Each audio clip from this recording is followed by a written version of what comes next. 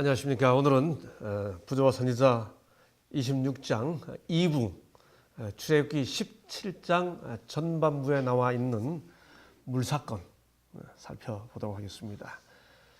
이스라엘 백성들이 수르 광야에서 쓴물 경험을 했죠. 신 광야에서 만나를 먹기 시작했죠. 만나를 먹으니까 거기 우리 한국말로 퍼지르고 앉는다 그러죠. 배부르면 사람들이 다 앉게 되잖아요. 아이고 뭐 여기서 배부르니까 그냥 있자, 안 되죠. 가야 됩니다. 출발해서 르비딤에 도착하게 됐죠. 여러분, 그런데 광야에서는 배고파서 빵 먹지만은 빵 잡숴 보셨어요? 떡 잡숴 보셨어요? 밥 드셔 보셨어요? 저절로 뭘 찾게 되나요? 밥 먹으면 물 찾게 돼 있습니다. 예, 그런데 만나를 먹었으니까 배는 불러졌는데 물 없으면 못 견디는 거죠. 예, 다시 물이 없습니다. 백성들이 반응합니다. 첫째는 다툽니다. 모세와 다투어 가로되. 두 번째는 뭐합니까? 여호와께 원망하죠. 이 원망에 대한 모세가 나중에 반응을 이렇게 합니다. 너희가 어찌하여 여호와를 시험하느냐. 물을 못 먹으니까 이스라엘 백성들이 모세와 다투고, 두 번째는 하나님을 시험하고, 세 번째는 애굽에서 인도하여 내었느냐. 이 말은 뭡니까? 원망하는 겁니다. 그러니까 이 물을 못 먹게 된 이스라엘 백성들이 보이는 반응 세 가지: 다툼, 시험, 원망. 목마르면 이런 반응이 나오게 되는 게 인간의 모습이죠. 여러분, 이때 이렇게 된 이스라엘 백성들의 그 마음 상태를 뭐라고 묘사하고 있을까요? 시편 95편 8절에 보면 이 시편 기자가 그 당시 청중들을 향해 말씀을 전하면서 너희들 무리바와 마사에서처럼 강팍하지 말아라, 그렇게 합니다. 이 강팍이라는 단어 어디서 많이 들어보셨나요? 출애굽할 때 바로가 강팍했다고 그랬죠. 그 바로의 그 마음처럼 이 무리바, 물 못 먹게 됐을 때 백성들의 마음이 그렇게 되었다는 겁니다. 여러분, 그런데 이 무리바 순간이 어떤 순간이었나요? 얼마 전에 홍해 건넜습니다. 그들이 모세와 미리암을 따라서 함께 찬양했던 사람들입니다. 얼마 전에 뭐 했나요? 바로 직전에 만나 먹었었습니다. 하나님의 영광을 보았습니다. 그랬는데 지금 목이 마르니까 그 심령들이 다 어떻게 됐어요? 강팍하게 된 겁니다. 이때 조금 전에 경험했던 홍해 사건을 되살리면서 누군가가 우리 이러지 말자, 한번 기도해보자. 아무도 그렇게 말 안 합니다. 하나님께서 어떤 역사를 펼쳐주실지 우리 조용히 한번 생각해보자. 아무도 그렇게 말 안 합니다. 오히려 그들이 다 뭐라고 말하죠? 홍해의 기적도 보고 만나의 이적도 경험했음에도 불구하고 여호와께서 우리 중에 계신가 아닌가 이렇게 표현합니다. 여러분, 이건 뭘 의미하나요? 하나님의 실존과 존재를 아예 부정하고 의심하는 거죠. 무신론적 불신 상태에 이르고 있음을 묘사해 주는 것입니다. 하나님께서 그들이 그런 반응을 보이자 하나님께서 모세에게 이렇게 명령하죠. 백성 앞을 지나가서 이스라엘 장로들을 데리고 하수를 치던 내 지팡이를 손에 잡고. 여러분, 하나님께서 모세에게 백성들이 원망하고 다투고 하나님을 시험하니까 모세에게 뭐라고 명령하셨어요? 백성 앞을 지나가서. 굉장히 무슨 뜻이에요? 조용히 가서 그렇게 말 안 합니다. 주님이 보여주라는 거예요. demonstrate. 아주 공적으로 하라. 쫙 시선을 모아가지고, 그 다음에 이스라엘 장로들을 데리고, 그 다음에 지팡이는 똑같은 지팡이에요. 근데 여러분 아시죠? 홍해를 건널 때도 내 지팡이를 들고 이렇게 했죠. 이 같은 모세의 지팡이입니다만은 무슨 일을 했던 지팡이라고 묘사하느냐에 따라 이 일을 시킬 하나님의 의도가 표현되는 거죠. 홍해를 건널 때 들었던 그 지팡이를 손에 잡고 이렇게 하면 이적을 베푸신다는 의미가 있죠. 그런데 하수를 치던 내 지팡이를 잡고 손에 가라. 하수를 치던 지팡이가 뭡니까? 내가 거기서 호렙산 반석 위에 너를 대하여 서리니 너는 반석을 치라. 왜 홍해를 가른 지팡이가 아니고 애굽의 하수를 치던 지팡이인가요? 여러분, 모세가 애굽의 하수를 칠 때는 뭐였죠? 나일강의 신 하피 신에 대한 심판을 내린 겁니다. 하나님께서 지금 하수를 치던 내 지팡이 하면 무슨 의미가 뭐가 생각날까요? 심판을 행하라 그런 뜻이겠죠. 이 이스라엘 백성들이 하나님께서 모세를 통해 애굽 사람들 이 나일강 신 하피에게 심판을 내렸던 것처럼 이스라엘 백성들이 심판받아 마땅하다고 하는 의미를 지금 전달해 주고 있는 거죠. 하나님의 존재를 부정했으니까요. 여러분, 그런데 그 하수를 치던 그 지팡이가 물을 피로 바꿨었죠. 권능의 지팡이입니다. 여기 지금 심판받아야 마땅한 그 지팡이를 들고 지나가라 그럽니다. 여러분, 근데 그 다음 구절이 중요합니다. 근데 그 하수를 치던 지팡이를 들고 가서 가라. 손에 잡고 가라. 그 다음 구절 잘 보세요. 내가 거기서 호렙산 반석 위에 너를 대하여 서리니 너는 반석을 치라. 주님이 반석 위에 서면 반석을 치라 그랬으니까 누굴 치라는 말입니까? 하수를 치던 지팡이를 들고 가라고 하신 다음에 내가 반석 위에 서거든 반석을 치라. 누굴 치라는 거예요? 당신이 맞는다는 거죠. 심판받아 마땅한 이스라엘 백성들, 마땅히 하피신에게 징벌 내렸던 것처럼 그들 심판받아야 마땅한데 주님이 대신 맞음으로써 맞음으로써 오히려 그들을 살려주신다고 하는 의미가 여기 있습니다. 여러분, 이 의미를 이해하셔야 반석 치는 사건이 저 뒤에 민수기에 한 번 더 나오죠. 그 의미가 이해될 수 있습니다. 호렙산 반석을 치라고 그랬습니다. 바위 밑을 파라는 것도 아니고 생으로 가라는 것도 아니고 바위를 치라고 그랬습니다. 부저전자 298쪽.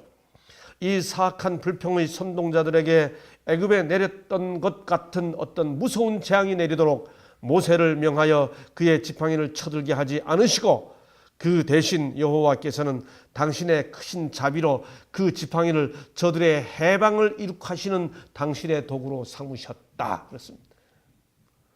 재앙을 당신이 받으시는 거죠. 그게 뒤에 가면 좀 더 선명해집니다. 말 그대로 무서운 재앙이 내리도록 명하지 않으셨습니다. 반석이 누구신가요? 고린도전서 10장 4절에 나왔죠. 신령한 반석이신 그리스도라고 말씀하고 있죠. 반석의 실체이신 그리스도께서 맞으신 것입니다. 여러분, 성경에는 그리스도가 반석으로 많이 묘사되어 있죠. 만세 반석 되신 주라고 말하지 않습니까? 특별히 신약에 보면 우리 주님을 반석으로 많이 묘사하지요. 로마서 9장 23절 부딪히는 돌과 거치는 반석, 베드로전서 2장 4절 보배로운 산돌, 마태복음 7장 24절 반석 등도로 묘사됩니다. 부저 선지자 411쪽 침을 당한 반석은 그리스도의 표상이었고 이 상징을 통하여 가장 귀중한 영적 진리들이 가르쳐졌다. 생명을 준 물이 침을 당한 반석으로부터 흘러나왔듯이 하나님에게 맞으며 우리의 허물을 인하여 찔림을 받고 우리의 죄악을 인하여 상함을 받은 그리스도로부터 잃어버린 인류를 위한 구원의 물줄기가 흘러나온다 그랬습니다. 결국 반석을 치라는 말은 내가 거기 서리니 반석을 치라는 말은 나를 치라는 말씀이에요. 그 내가 누구였습니까? 예수 그리스도이셨습니다. 물이 나왔습니다. 여러분, 출애굽기 17장에는 반석에서 물이 나왔는데 얼만큼 나왔다는 모습이 안 나와요. 출애굽기 17장 본문에는 그 물을 이스라엘 백성들이 마시고 어떻게 기뻐했는지도 나오지 않습니다. 그러나 그 사건의 결과에 대해 시편에는 이런 설명들이 나오지요. 시편 114편 8절에 보면 저가 반석을 변하여 못이 되게 하시며 차돌로 샘물이 되게 하셨도다 라고 말합니다. 시편 78편 15절 16절에 보면 광야에서 반석을 쪼개시고 깊은 수온에서 나는 것 같이 저희에게 물을 흡족히 마시우셨으며 또 반석에서 시내를 내사 물이 강같이 흐르게 하셨으나 그렇게 했습니다. 물 때문에 고통받는 이스라엘 백성들에게 하나님께서 반석을 쳐서 물을 주실 때 쫄쫄쫄 흐르게 하지 않으셨습니다. 시내가 흐르게 했습니다. 물을 마시되 흡족히 마시게 하셨습니다. 이 물이야말로 범죄한 이스라엘 백성들에게 오히려 우대로 주시는 풍성한 선물이었습니다. 그래서 이사야는 너희 목마른 자들아 물로 나오라, 돈 없는 자도 나오라고 초청을 하죠. 여러분, 이 사건 이후에 이스라엘 백성들이 광야를 지나는 날 동안에 물을 어떻게 공급받았습니까? 이 사건 이후에 이스라엘 백성들은 광야를 지나는 날 동안에 계속해서 물을 공급받았습니다. 부조와 선지자 411쪽 여행하던 전 기간 동안 어디서든지 필요한 경우에는 하나님의 은혜로운 이적을 통하여 물이 공급되었다. 물이 계속 호렙으로부터 흘러내린 것은 아니었다. 그들의 여행 중 물이 필요할 때는 언제든지 진영 부근에 있는 바위 틈에서 물이 흘러나왔다 그랬습니다. 어떻게 이런 일이 반복됐나요? 이 반복된 사건들 계속해서 호렙에서부터 물이 계속 옮길 때마다 계속 따라온 게 아니고 옮기는 곳마다 옆에 있는 바위에서 물이 나오는 겁니다. 이게 무슨 뜻인가요? 어떻게 이런 일이 가능했나요? 고린도전서 10장 4절 바울이 기가 막힌 설명을 합니다. 저희가 다 같은 신령한 음료를 마셨으니 그 다음 잘 보세요. 이는 저희를 따르는 신령한 반석으로부터 마셨음에 바위가 따라왔다는 겁니다. 이는 저희를 따르는 신령한 반석. 그들이 호렙에서 물을 마시고 저 물을 마셨는데 이후 그 물이 계속 흘러나온 게 아니고 옮기는 곳마다 바로 옆 바위에서 물이 흘러나오는데 그 바로 옆 바위가 뭐였어요? 그들을 따라왔던 신령한 반석이신 그리스도였다는 겁니다. 주님께서 계속해서 그들을 따라오시면서 물을 공급해 주신 거지요. 얼마나 아름다운 설명입니까? 여러분, 우리가 살아가는 날 동안 우리에게 신령한 물을 공급해 주셨던 주님께서 우리가 옮기는 곳마다 우리를 따라오시면서 우리의 목마름을, 우리의 갈증을 해갈시켜 주시는 분이라고 하는 뜻인 거지요.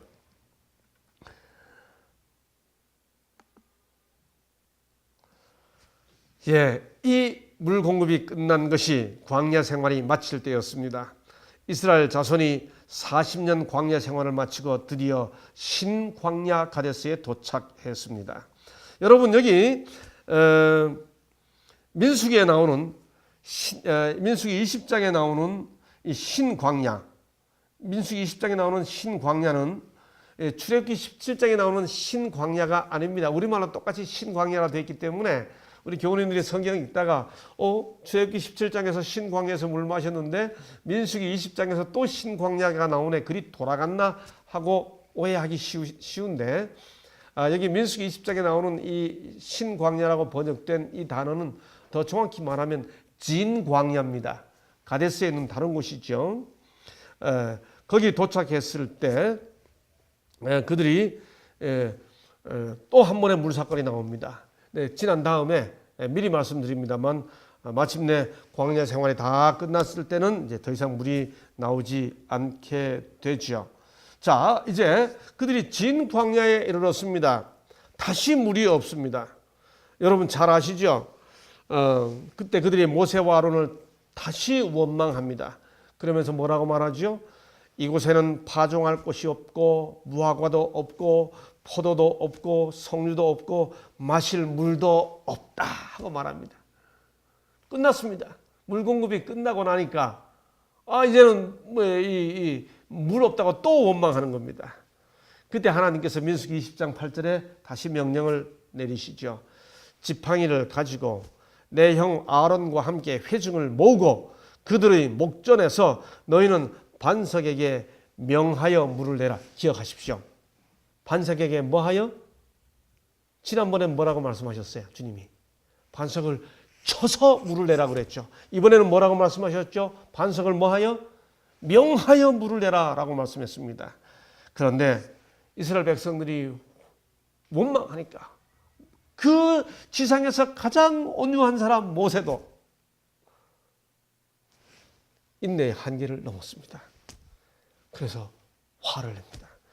패역한 너희여 두라. 그의 말은 하나님께서 모욕을 당하셨기 때문에 바란 거룩한 의분이라기보다 인간적 격정의 표현이었다. 우리가 흔히 하는 말로 신경질 난 겁니다. 화가 난 것입니다. 분노가 치밀어 오는 것입니다. 이제는 자기 격정에 견디지 못하게 됐습니다. 그러면서 뭐라고 말합니까? 우리가 물을 내랴. 해도 너무한다. 이렇게 표현하는 거죠. 마치 그들은 그 능력이 인간의 약점과 정욕을 소유한 자기들에게 놓여 있는 것처럼 그들 자신을 하나님의 자리에 두었던 것이다. 그 위대한 지도자 모세가 우리 보고 물 달라고 우리가 물을 내 말합니다. 다시 419쪽 부조와 선지자 모세와 아론은 백성들의 불평이 자기들을 대적하는 것이 아니요 하나님을 대적하는 것이라는 사실을 잊어버리고 자기들이 공격받고 있다고 생각했다. 여러분, 우리가 하나님의 일을 하다가 공격받을 때 그것이 하나님을 향해 공격하는 것이라는 사실을 기억하고 하나님을 향한 의분이 아니라 자기가 공격받고 있다고 생각하고 자기가 화를 내는 이 격정. 그래서 모세가 지팡이로 반석을 몇 번 쳤습니까? 몇 번 쳤죠? 20장 11절 지팡이로 반석을 2번 치매 몇 번 쳐야 되는데 아닙니다. 한 번이라고 대답하시면 제 질문에 유도당하신 겁니다. 하나님께서 아까 뭐라고 말씀하셨어요? 반석을 향하여 뭐하라? 명하라 라고 말씀하셨는데 한 번 쳐도 불순종인데 몇 번 친 거예요? 한 번 쳐야 되는데 2번 쳐서 불순종한 게 아니고 안 쳐야 되는데 한 번 쳐도 불순종인데 2번까지 친 겁니다.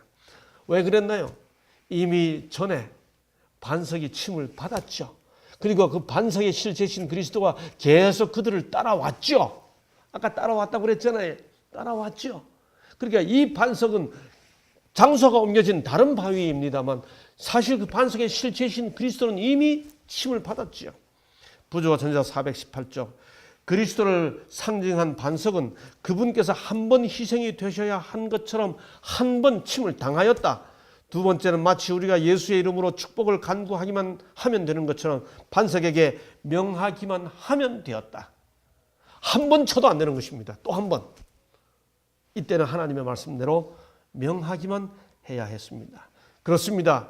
십자가는 단번에 once for all 단번에 드려진 십자가의 희생입니다. 십자가는 2번 이루어질 수 없습니다. 너희가 나를 믿지 아니하고 이스라엘 자손의 목전에 나의 거룩함을 나타내지 아니한 거로 너희는 내가 그들에게 준 땅으로 인도하여 들이지 못하리라. 모세가 그날 분노함으로 인해 출애굽의 지도자 모세가 가나안 땅에 들어가지 못하게 될 것에 대한 하나님의 말씀이지요. 이 말을 듣고 난 다음에 모세가 훗날 가나안 땅에 못 들어간다는 생각하니까 너무 안타까워서 이렇게 기도하죠.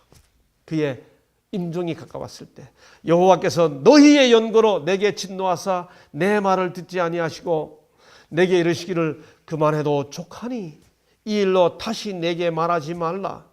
너는 비스가 산 꼭대기에 올라가서 눈을 들어 동서남북을 바라보고 내 눈으로 그 땅을 보라. 내가 이 요단을 건너지 못할 것임이니라. 모세는 가나안 땅에 가고 싶었던 거죠. 주님은 내게 그만해도 족하니 이 일로 다시 내게 말하지 말라 그랬습니다. 여러분, 반석을 침으로 생수가 나왔습니다. 생수의 실체가 누구인가요? 주님께서 친히 말씀하셨죠. 사마리아 여인에게 영생하도록 솟는 샘물을 주리라. 시편 23편 잔잔한 시냇물로 잔잔한 물로 인도하시니 여호와는 나의 목자시니 시편 36편 8절 복락의 강수, 이사야 12장 3절 구원의 우물, 이사야 32장 2절에 마른 땅의 냇물, 예레미야 2장 13절에 생수의 근원. 이 모든 이 샘물의 이 갈증을 해갈시켜주는 그 시원한 생수의 실체는 예수 그리스도이십니다. 또 동시에 무엇을 가리키나요? 이사야 44장 3절 대저 내가 가란 자에게 물을 주며 마른 땅에 시내가 흐르게 하며 나의 신을 내 자손에게 라고 말하지 않습니까? 성령을 가리킵니다. 요한복음 7장 37절 39절 명절 끝날 곧 큰 날에 예수께서 서서 외쳐 가라사대 누구든지 목마르거든 내게로 와서 마시라. 나를 믿는 자는 그 배에서 생수의 강이 흘러나리라 하시니 이는 그를 믿는 자의 받을 성령을 가리켜 말씀하시는 것이라. 삭막한 세상, 수많은 이론은 많은데 우리를 건조하고 팍팍하게 만들어 놓는 이 세상에서 우리를 풍요롭게 만들어주고 우리의 심령을 평안하게 해주는 성령의 감동이 우리 모두의 심령을 가득 채우게 되었으면 좋겠습니다. 목마른 우리의 갈증을 영생의 축복으로 늘 따라오면서 추려주시는 우리의 반석이신 그리스도가 우리의 진영 바로 옆에서 늘 생수를 공급해 준다는 사실을 잊지 말고 그 물을 마셔 넉넉한 우리들의 삶이 되기를 간절히 바람하지 않습니다. 오늘은 여기까지 하겠습니다. 감사합니다.